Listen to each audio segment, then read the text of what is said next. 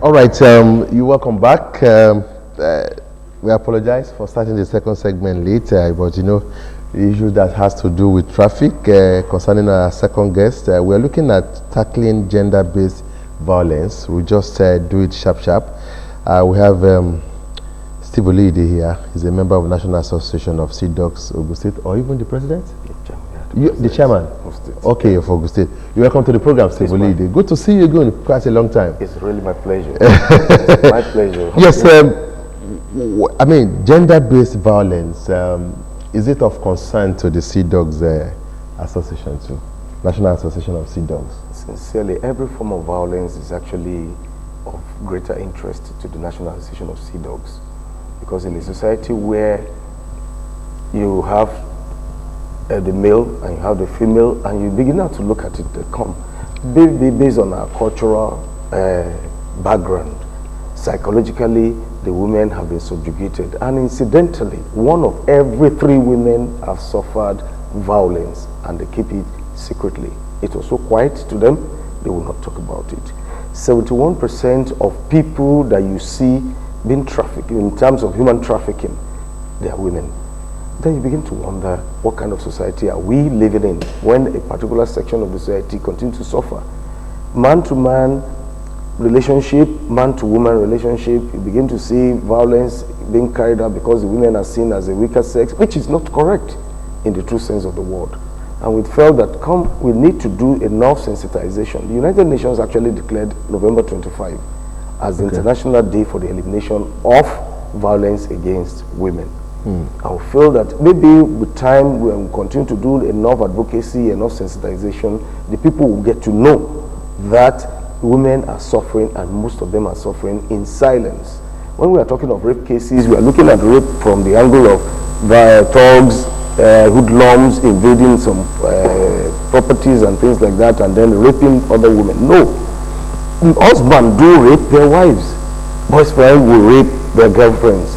But all these are violence against women. But maybe because of our cultural background, a lot of people do not get, most of these things do not get mentioned. Are we not, is it not getting better that people are beginning to see women as companions, especially in matrimony, rather than being a subject or a slave like it used to be? Is it not where the problem is from?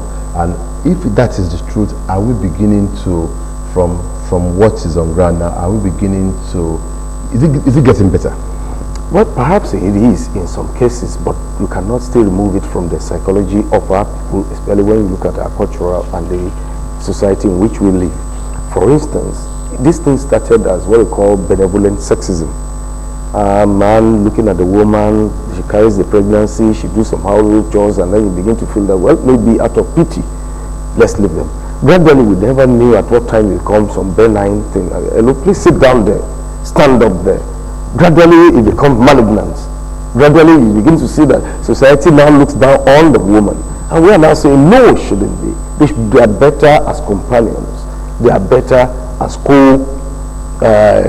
conspirators in the development of the society. And we said, come to achieve that, we must, as a matter of principle, make sure we eliminate violence against the women. Some cultural understanding and cultural antecedents are basically like psychological violence against women.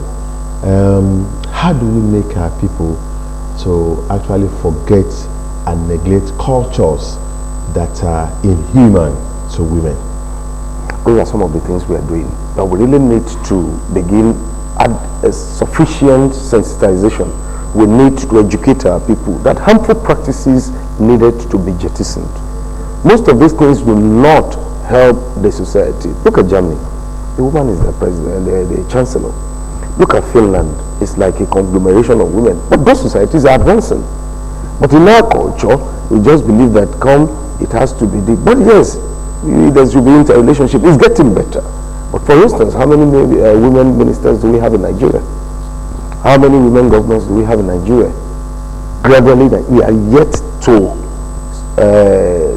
really get in tune with the fact that the woman population as well as the men population collaborating together can only advance the society. There are even some opinion that even women could also be part of those who encourage gender-based violence. It's a dehumanization that has happened over the period of time. This dehumanization has become a culture. Gradually, they do not know at what time they are also reducing their ability or expressing themselves in the full sense of it. Yes, you can have a pocket of such women coming into society, but how do you tell a woman that has been dehumanized as a young, as a teenager, as a girl, now getting into society, yet they don't tell? Because you have a culture of don't tell. So if you don't say it, gradually, psychologically, she had seen herself, she's withdrawn, technically, such that she feels that she cannot even explore her full potential in the society. Those are some of the things. And that, unless we begin to remove the psychological imbalance, that psychological injury in the minds of the women, and then we allow also the male counterpart to also recognize that the women must... Quickly before we wrap up, is the government doing enough to curb gender-based violence? And at the level of rhetorics, yeah, they are doing practically, but at the level of implementation, I'm not too sure. All right. Just like you said, today is the United Nations International Day for the International Elimination of Violence Against Women. And of course, we've had as I guess, even though it's been a very short time, maybe one of these days we'll find a way of bringing Steve Olide back again to talk about some other issues here. But we've been talking about trying to tackling gender-based violence. Steve Olide is the chairman of National Association of Sea Dogs in Ogun State. Steve, I want to thank you for coming to the program. It's my pleasure. Okay, as we go on the program, let us take away, remember this evergreen song of Shina Peters, give our women a chance to rule, give our children a chance to talk. African women, sensible, beautiful, and of course, they can also be part of making progress in the society. If you remember that song, African women, sensible. My name is Akim Akitode, and together with Charity James, we've been handling the Wednesday edition of the program.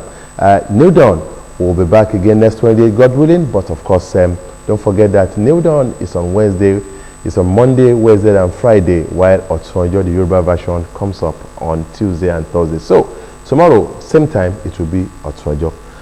Thanks for watching. See you some other time.